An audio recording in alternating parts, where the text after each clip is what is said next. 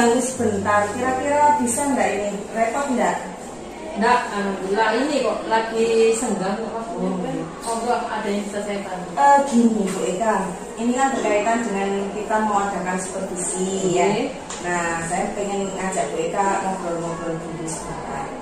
Ya, tentang rencana nanti gimana. Oh iya. Nah, Bu Eka nanti itu saya kan mengadakan supervisi itu kan untuk mengetahui data ya secara objektif, apa-apa yang ada dalam pembelajaran yang Bu Eka adakan di dalam. Iya. Saya ingin tahu Bu Eka nanti pakai pembelajarannya seperti apa, model pembelajarannya apa, kemudian murid-muridnya seperti apa nanti, seperti itu. Iya, iya. Nah, persiapan Bu Eka kira-kira apa Bu Eka untuk itu? Mungkin barangkali sudah membuat RPP atau gimana? Iya. Untuk persiapannya ya sudah tentu sudah siap ya, harus siap RPP ya. Nanti saya akan membawakan materi tentang laporan hasil observasi saja. Oh, Oke, kalau di RPP itu nanti rencana Bu Eka pakai apa? Pembelajaran apa ya? Model pembelajaran apa? Iya, untuk model pembelajarannya saya pakai PBL, Problem Based Learning. Terus materinya tadi tentang isi pokok laporan hasil observasi. Nah, itu berarti tujuan pembelajarannya apa Bu? Tujuan pembelajarannya saya ada ini sesuai dengan RPP ya, ada dua. Jadi tujuan pertama itu siswa mampu mengidentifikasi teks laporan hasil observasi baik lisan maupun tulis. Dan yang kedua itu siswa mampu menginterpretasi pernyataan umum dan hal-hal yang dilaporkan baik lisan maupun tulis. Ini untuk kelas berapa saya nanti supervisinya? Iya, kita nanti untuk kelas 10, tepatnya kelas 10 IPA 1. Kelas 10 MIPA 1. Iya. Kemudian kalau tujuan pembelajarannya yang Ibu sebutkan tadi ada dua ya Bu ya, yaitu yang pertama mengidentifikasi teks laporan hasil observasi yang dipresentasikan dengan lisan dan tulis. Lalu murid mampu menginterpretasikan pernyataan umum dan hal yang dilaporkan baik secara lisan maupun tulis. Untuk area pengembangan yang tidak dicapai sendiri apa Bu? Iya, untuk area yang tidak dicapai dalam pembelajaran kali ini, yang pertama pada kegiatan inti, ya. Kalau kegiatan inti kan mesti diawali dengan salam. Kita sapa dulu anak-anak, kita cross check kesehatannya. Maksudnya ditanya apakah sehat dan sebagainya, kemudian di absen gitu ya Bu ya. Itu langkah-langkahnya nih. Iya, betul. Terus yang dikembangkan yang mau dicapai kira-kira apa? Ya, pada kegiatan inti itu yang pertama memberikan motivasi kepada siswa ya saat kegiatan pembelajaran. Oh, okay. Ya, yang kedua itu mengoptimalkan keaktifan siswa selama proses belajar mengajar atau dalam belajar. Dua ya, berarti pada kegiatan ini yang kedua memberikan motivasi sama mengoptimalkan keaktifan murid selama belajar. Oke. Kemudian ada lagi mungkin yang ingin ditambahkan untuk area pengembangan? Pada kegiatan penutup itu area yang akan dikembangkan nanti yang pertama adalah mengadakan refleksi. Ya, jadi mengadakan refleksi pada kegiatan pembelajaran. Yang kedua memberikan evaluasi pemahaman. Berarti ada tes bentar Bu ya? Betul, ada tes formatif ya. Oh iya, betul. Ini berarti untuk mengetahui pencapaian siswa, ya, betul. Memahami atau enggak pelajaran. Oke, itu berarti kegiatan inti dan kegiatan penutup untuk area pengembangan. Iya. Nah, kemudian untuk strategi yang Bu Eka persiapkan nanti apa Bu? Ya, itu tadi strateginya mempersiapkan anak-anak supaya kegiatan pembelajaran ini strateginya saya membuat ini ya Bu, mempersiapkan kegiatan ini menggunakan media video. Tadi apa PBL Bu ya? Iya, untuk model belajarnya PBL. PBL. Berarti nanti untuk pendahuluannya tadi sudah disampaikan Bu Eka, salam, persen, singgih, terus apalagi tadi tujuan. Oke. Terus untuk intinya tadi berarti pakai LCD, berarti Ibu mau gimana? Ini kita buat ini aja, memberikan video. Oh, video pembelajaran. Itu berarti setelah video, kalau PBL itu biasanya diskusi ya, diskusi. Setelah diskusi dibahas ya. Untuk penutupnya kira-kira kayak tadi berarti apa tadi yang dikembangkan tadi ya Bu? Iya, tadi kita mengadakan evaluasi ya, refleksi dan evaluasi. Oke Bu, ini saya sekedar ngobrol ini memang pengen tahu yang pertama tujuan pembelajaran yang Bu Eka lakukan di kelas 10 MIPA 1, kemudian area pengembangan tadi sudah jelas disampaikan Bu Eka. Memberikan motivasi, mengoptimalkan keaktifan murid, melakukan refleksi, mengevaluasi. Sedangkan strateginya umumnya intinya pakai model pembelajaran problem solving. Baik Bu Eka, ini kira-kira nanti bisanya kita lakukan supervisi kapan? Kalau jam saya di kelas itu ya hari Kamis Bu. Kamis jam ke 34. Kamis 34. Oke, berarti nanti saya ikut masuk, ya Bu, izin ikut masuk. Iya, melihat proses pembelajarannya. Boleh, monggo silakan. Selama saya bisa membantu, berani ya. Terima kasih. Baik, sudah cukup sekian dulu aja percakapan kita hari ini. Itu yang saya butuhkan sudah dijawab dengan baik sama Bu Eka. Apa yang saya butuhkan juga sudah semuanya ini Bu ya. Oke, terima kasih Bu Eka atas waktu dan kesempatannya. Semoga nanti kita di pelaksanaan supervisinya bisa berjalan dengan lancar, diberikan kemudahan dan seperti yang kita harapkan ya. Amin ya Rabbal Alamin. Semoga dilanjut ya. Terima kasih. Mohon pamit dulu. Waalaikumsalam.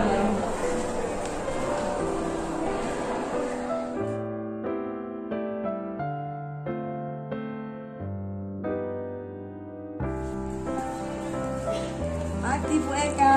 Pagi Bu Reni. Gimana kabarnya? Alhamdulillah baik. Siap? Kita kan mau supervisi, siap? Siap dong. Mana kelasnya Bu? 10 MIPA 1. Sebelah sana. Oke. Bisa kita ke sana sekarang? Oke.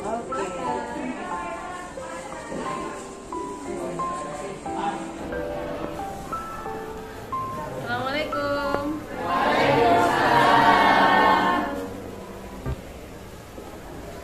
Selamat pagi anak-anak. Untuk pertemuan hari ini ya, Ibu akan mengadakan pembelajaran ya, yang akan disupervisi oleh Ibu Reni Widyastuti. Di sini saya akan perkenalkan dulu siapakah Ibu Reni Widyastuti. Silakan Bu Reni perkenalkan dulu. Terima kasih Bu Eka atas kesempatannya. Assalamualaikum warahmatullahi wabarakatuh. Waalaikumsalam warahmatullahi wabarakatuh. Bagaimana kabar semuanya? Sehat? Sehat. Semangat masih?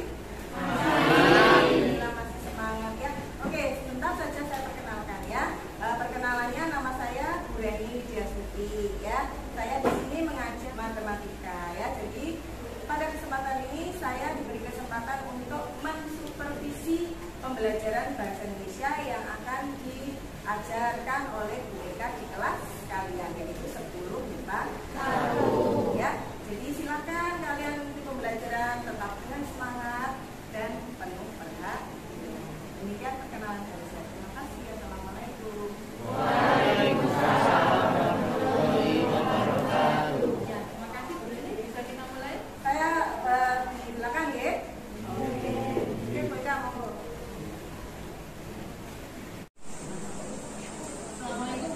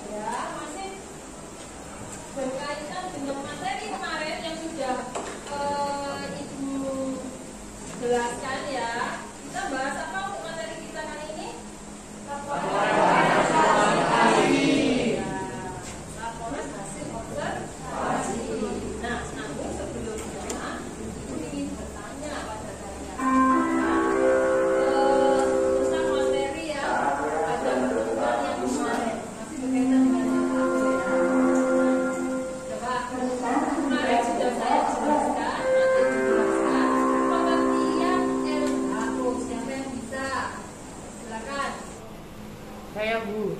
Ya, silakan Fajar.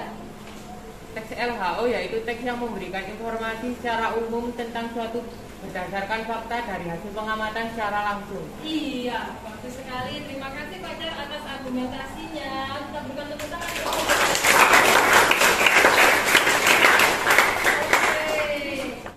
Ada yang masih ingat apa yang kalian ketahui atau mungkin ciri-ciri dari LHO? Silakan angkat tangan. Silakan Nadia menjawab apa ciri-ciri dari LHO. Jadi ciri-ciri dari LHO yang pertama itu menyajikan fakta, bersifat global, universal, dan objektif. Lalu juga yang ketiga itu tidak mengandung opini pribadi penulis, terus juga ditulis dengan tulisan yang sempurna, jadi fakta dan nggak ada hoax. Jadi itu berdasarkan Realita. Kenyataan. Iya, bagus sekali, kita berikan tepuk tangan. Terima kasih anak-anak, dari kedua jawaban tadi sudah benar ya.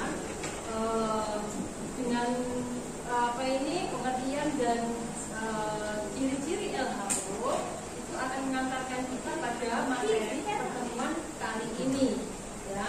Nah, pada kali ini pertemuan materi LHO ini Ibu akan memperlihatkan video ya. Video apa itu? Nah, silakan dilihat sendiri. Namun sebelumnya kalian bentuk kelompok sesuai dengan kelompok kemarin yang sudah dilakukan. Silakan, yuk, saya beri waktu 1 menit.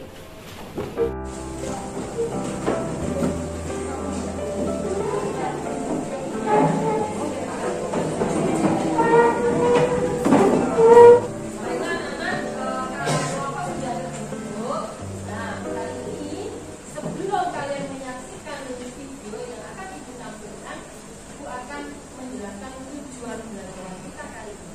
Yang pertama adalah kalian harus atau siswa ya dapat mengidentifikasi teks laporan hasil observasi yang dipresentasikan baik tulisan maupun tertulis. Yang kedua, siswa dapat menginterpretasi deskripsi bagian, deskripsi manfaat, dan maksud isi teks laporan hasil observasi baik tulisan maupun tertulis. Paham ya? Nah, itu tujuan pembelajarannya. Berarti nanti setelah saya menontonkan atau saya perlihatkan video ini, tugas kalian adalah langsung mengidentifikasi ya strukturnya, ya isinya. Paham ya? Isinya. Nanti apa isinya? Atau strukturnya terdiri dari deskripsi bagian, deskripsi manfaat, penutup, gitu ya. Oke.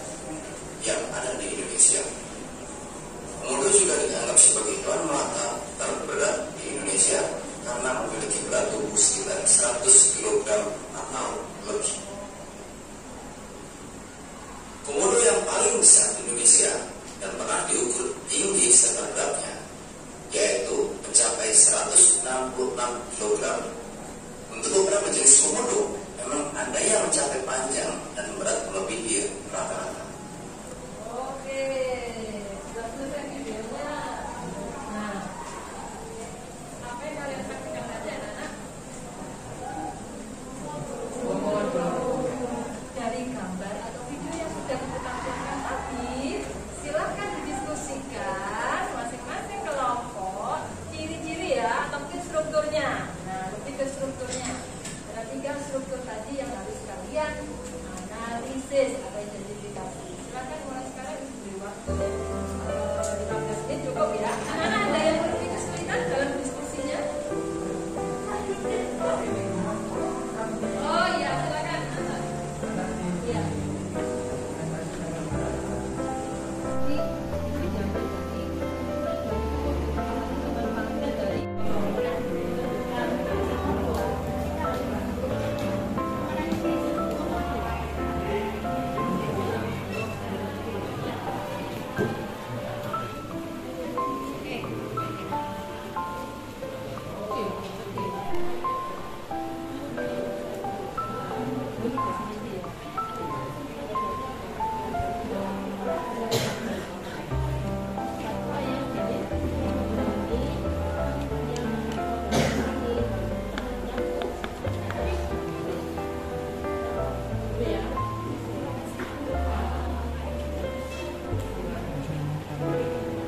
Baiklah anak-anak, waktunya sudah selesai. 15 menit waktu sudah diberikan oleh Ibu. Sudah selesai, mari kita diskusikan. Baiklah, kita presentasikan ya. Kita mulai dari kelompok 2 dulu. Silakan, siapa yang mewakili? Fajar. Ya, silakan Fajar. Jadi dapat kita ketahui dari video tersebut bahwa bagian pernyataan umumnya berada pada teks komodo adalah jenis hewan melata terbesar di Indonesia yang dilindungi oleh pemerintah Indonesia. Komodo hidup di semak-semak belukar dan di sejumlah hutan yang ada di Indonesia. Komodo juga dianggap hewan terberat di Indonesia dengan berat sekitar 100 kg atau lebih. Iya, kita berikan tepuk tangan. Bagus sekali jawabannya ya, sangat motivasi teman-teman atau mungkin kelompok yang lain. Silakan mungkin ada kelompok lain yang ingin menambahi atau mungkin menambah. Silakan Nadia. Jadi kan tadi Fajar bilang kalau misalnya komodo itu hidup di sejumlah hutan di Indonesia. Tapi nyatanya komodo itu cuma hidup di pulau di Indonesia yang namanya itu Nusa Tenggara Timur, kayak Pulau Komodo, Pulau Flores, kayak gitu. Berarti hanya hidup di pulau-pulau tertentu atau mungkin bukan tertentu, Pulau Nusa Tenggara Ya, ada di Nusa Tenggara Timur. Timur ya. Oke, terima kasih sanggahnya, kita berikan tepuk tangan untuk jawaban kalian antara Fajar dengan Nadia sudah benar ya. Kelompok 5. Kelompok 5 untuk struktur yang kedua. Silakan, siapa yang mewakili? Ya, silakan yang kedua. Setelah saya melihat video tadi, saya tidak menemukan manfaat dari komodo. Oleh karena itu, saya mencari di internet dan menemukan beberapa hasilnya. Di antara lain manfaat komodo adalah 1. Kulit komodo bisa digunakan sebagai seni untuk membuat kerajinan seperti tas. Terus yang kedua, komodo bermanfaat untuk menjaga ekosistem sekitar. Misalnya, menjaga populasi serangga dan hewan yang menjadi mangsa komodo. Komodo juga harus dilindungi karena populasinya tak begitu banyak pada zaman sekarang. Iya, terima kasih jawabannya bagus sekali. Terima kasih anak-anak, jawaban kalian sangat bagus ya. Sekarang tinggal satu struktur lagi. Yang terakhir adalah penutup. Nah, siapa yang mungkin mewakili dari kelompok mana? Oh iya, silakan kelompok 7 yang mewakili. Silakan Mbak. Baik Bu, jadi di sini yang setelah saya amati tadi dari video tentang komodo, kesimpulan yang dapat saya ambil, jadi komodo itu merupakan dari sekian banyaknya satwa di Indonesia yang harus dilindungi karena jumlahnya semakin sedikit karena perburuan ya, karena terancam punah. Jadi komodo ini salah satu satwa lindung di Indonesia yang harus dilindungi. Iya, terima kasih.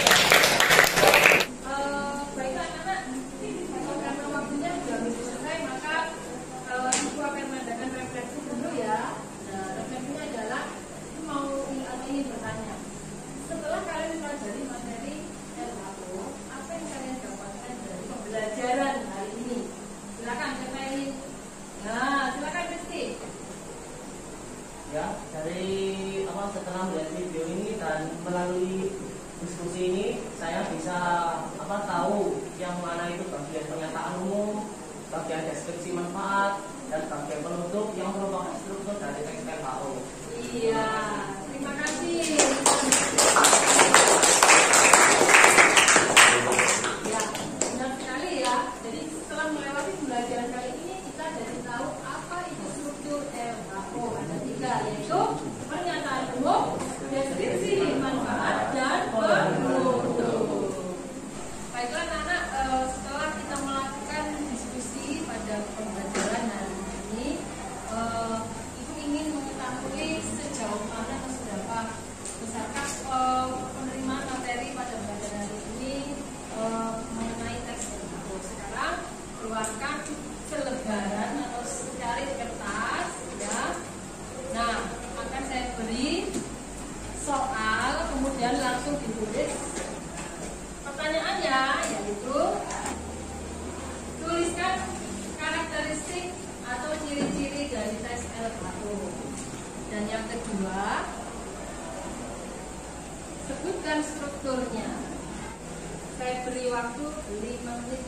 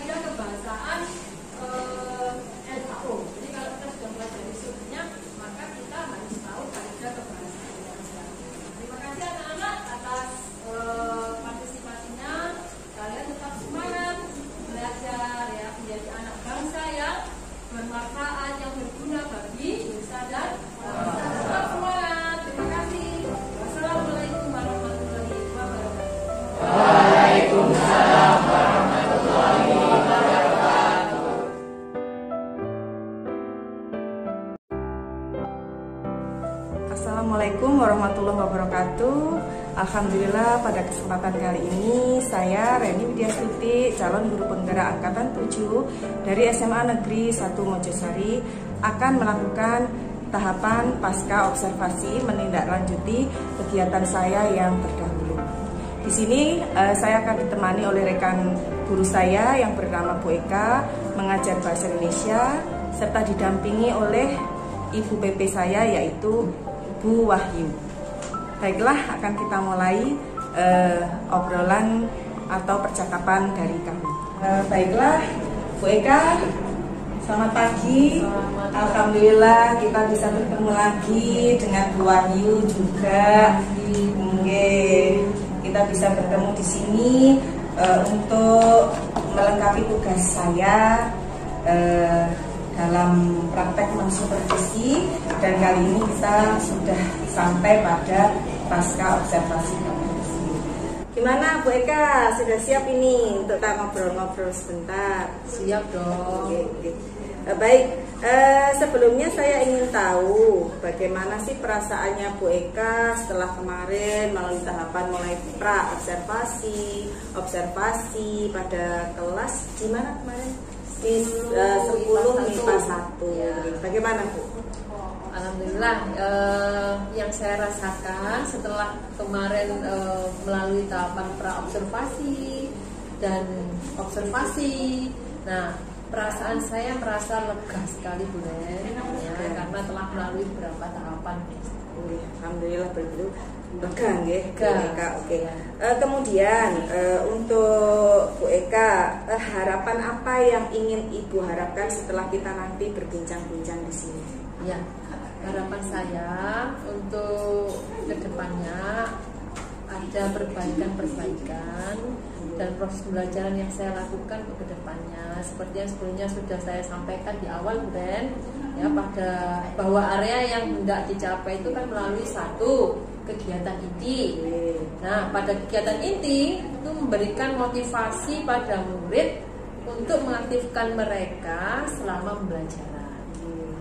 Itu pada kegiatan inti.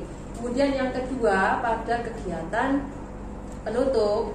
Pada kegiatan penutup, nah saya mencoba untuk mengadakan refleksi dan memberikan evaluasi pemahaman tentang materi yang telah dipelajari. Dan kebetulan strategi yang saya gunakan adalah model problem based learning atau PBL, yaitu dengan menayangkan video pembelajaran yang menarik, kemudian anak-anak melakukan diskusi berdasarkan permasalahan yang ada pada LKPD serta mempresentasikan. Berarti kalau bisa saya uraikan kembali, Bu Eka itu mengharapkan nanti adanya perbaikan-perbaikan ke depannya. Kemudian sekedar mengingatkan, kemarin area pengembangannya memang ada dua ya Bu ya. Yang pertama pada kegiatan inti, Bu Eka itu ingin agar anak-anak termotivasi dan kemudian aktif dalam pembelajaran. Kemudian yang kedua pada kegiatan penutup, Bu Eka itu inginnya ada melakukan refleksi dan evaluasi. Dan metode atau model yang dipakai sama Bu Eka adalah problem based learning, menampilkan video pembelajaran sekaligus pada saat diskusi ada LKPD, kemudian presentasi. Oke, baik. Lalu menurut Bu Eka, apakah area pengembangan tersebut telah tercapai atau mungkin ada beberapa yang masih perlu dibenahi, Bu? Ya, ada beberapa yang belum sesuai dengan RPP, Bu. Jadi antara lain ada pada tahap pendahuluan. Sebelum pembelajaran kemarin tidak ada kegiatan berdoa. Ya. Kemudian saya menyampaikan tujuan pembelajaran pada kegiatan inti yang seharusnya saya sampaikan pada tahap pendahuluan. Nah, selain itu ketika presentasi, anak-anak belum ada yang mempunyai inisiatif untuk mengajukan pertanyaan atau mungkin berargumen misalnya. Nah, melainkan minta ditunjuk terlebih dahulu, dan ada beberapa murid yang kurang fokus dalam pembelajaran. Baik, berarti untuk yang dilakukan Bu Eka kemarin ada masih beberapa hal yang perlu dibenahi ya. Kemarin misalkan berdoa lupa. Kemudian menyampaikan tujuannya ternyata ada pada tahap intinya kegiatan inti. Harusnya di pendahuluan. Kemudian pada saat diskusi anak-anak belum punya inisiatif sendiri untuk mengutarakan argumentasinya. Betul. Oh iya. Kemudian apalagi tadi udah kurang fokus di tengah-tengah pembelajaran. Baik. Kalau begitu menurut Bu Eka untuk langkah kedepannya kira-kira Bu Eka bisa mengatasinya menggunakan langkah apa? Mungkin Bu Eka punya pemikiran apa gitu? Ya, sesuai dengan tadi, kalau misalnya saya dalam memperbaiki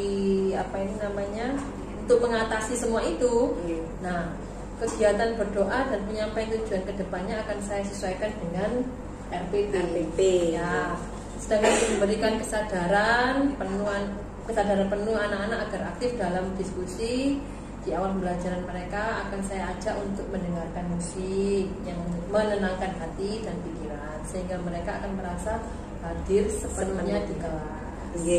Selain itu bisa juga mungkin dalam mengelompokkan mereka sebaiknya saya perhatikan minat dan gaya belajarnya. Kan macam-macam gaya belajar. Ya, kita sesuaikan dengan minat dan gaya belajarnya. Karena menurut pengamatan saya ada dari mereka yang gaya belajarnya itu monoton visual, auditory, ada juga yang kinestetik. Saya akan berikan kebebasan kepada anak-anak dalam mengekspresikan kemampuannya. Itu berarti. Nah, fokus tadi? Ya, kemudian untuk mengatasi murid yang kurang fokus, nah itu mungkin saya bisa memasukkan ice breaking. Ya, di tengah-tengah pembelajaran, seperti mengajak mereka bermain tepuk, kemudian bermain teka-teki, mungkin gerak dan lagu atau yang lainnya, agar mereka kembali bersemangat dan fokus dalam belajar. Dan mungkin bisa juga pada penugasan saya itu memberikan kebebasan kepada mereka untuk mengekspresikan kemampuannya. Jadi tugas itu hasil diskusi bisa mereka buat dalam bentuk PPT, laporan, mapping map, atau mungkin video pendek. Berarti kalau boleh saya uraikan lagi, barangkali mungkin ada yang tadi pendengar saya kurang gitu ya. Yang pertama untuk menghadirkan sepenuhnya di kelas, merasa mereka harus memang belajar di kelas itu dengan pakai teknik memutarkan musik yang tenang, yang menenangkan hati dan pikiran. Nah, itu biasanya disebut teknik mindfulness, Bu Eka. Memang benar. Untuk kurikulum saat ini memang dianjurkan untuk memberikan teknik seperti itu, agar anak-anak memang sepenuhnya hadir di kelas, jadi tidak kemana-mana pikirannya. Kemudian ada lagi tadi Bu Eka, kalau saya dengar tadi untuk mengelompokkan anak-anak itu, Bu Eka akan memperhatikan minat dan gaya belajar anak. Kan memang sekarang itu kan kita anak-anak kan macam-macam kesukaannya, karakternya. Nah itu kalau dengan memakai cara seperti itu biasanya dinamakan dengan pembelajaran sosial emosional. Jadi anak-anak diberi kebebasan sesuai dengan keinginan mereka. Apalagi jenengan tadi rencananya luar biasa untuk memberikan hasil diskusi tugasnya apa itu boleh bebas, boleh laporan, boleh bentuk PPT atau video pendek, seperti itu. Kemudian untuk yang mengembalikan fokus di tengah-tengah kepenatan anak-anak nggak fokus tadi pembelajaran tadi, berarti Bu Eka mau mengadakan SBK. Itu memang idenya luar biasa, Bu. Itu kita sendiri kalau pas diskusi, kemudian apalagi di tengah cuaca yang sangat panas itu ya kita penat, kita akan sangat membutuhkan hal seperti itu. Mungkin meskipun hanya suruh bertepuk tangan atau game apa gitu, itu sudah menyenangkan. Ini fokus mereka seperti itu. Luar biasa Bu Eka, secara tidak sadar Bu Eka ini sudah sudah menemukan untuk alternatif pemecahan masalah yang Bu Eka sampaikan tadi kurang maksimal tadi. Seperti itu. Jadi saya ini kurang tidak sabar ingin melihat seperti apa nanti hasil yang akan dicapai setelah Bu Eka menerapkan pembelajaran seperti itu. Untuk itu kira-kira kita kapan Bu bisa melakukan obrolan-obrolan seperti ini, karena saya juga penasaran sih nanti hasilnya seperti apa. Anak. Insya Allah minggu depan bulan ya. Minggu depan cukup untuk menerapkannya. Untuk menerapkannya Bu Eka minggu depan Kemudian untuk itu Bu, untuk kita nanti mungkin saya bisa tahu hasilnya seperti apa? Kira-kira berapa, 1 bulan atau mungkin 2 minggu? Tidak sampai bulan, 2 minggu. 2 minggu berarti kita 2 minggu lagi lah ya. Berarti nanti Bu Eka kedepannya kira-kira akan berusaha menerapkan pertemuan lagi terus nanti 2 minggu lagi kita akan ketemu, akan bertemu. Kemudian setelah itu kira-kira nanti pas jam istirahat atau pas selonggarnya Bu Eka hari Rabu itu pas apa? Pas istirahat aja istirahat pertama Baik. Oke. Baiklah Bu Eka, kita sepakatnya seperti itu. Alhamdulillah obrolan kita hari ini sangat menarik, sangat luar biasa. Bu Eka sudah menemukan ide-ide cemerlangnya. Semoga nanti semangat yang ada pada diri Bu Eka akan membawa keberhasilan dalam mengantarkan anak-anak kita meraih masa depan. Amin. Harus begitu. Baiklah, untuk Bu Eka, terima kasih atas waktunya sudah berkenan untuk saya ajak melakukan tahapan pasca observasi. Kemudian untuk Bu Wahyu, terima kasih sudah mendampingi kami untuk melakukan tahapan. Kemudian tadi hasil tahapan pasca observasi yang saya lakukan. Semoga kedepannya Bu Eka semakin, untuk saya juga semakin bisa mengembangkan pembelajaran yang berpihak kepada demikian. Semoga bermanfaat. Saya akhiri. Wassalamualaikum warahmatullahi wabarakatuh.